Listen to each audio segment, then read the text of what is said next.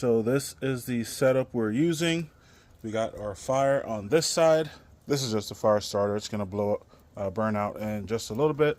We have the vents on the bottom right now wide open, and we're gonna get everything set up. Need to have the vents opposite from the fire. We're gonna close this down to the smallest possible opening. Top vents are gonna go halfway down. You want the vents over the heat. You want the gauge directly over the heat to be saying between 300 and 350. Once your temps are kind of settled, you can go ahead and add your meat. When you're ready to start smoking, you have your meat on the opposite side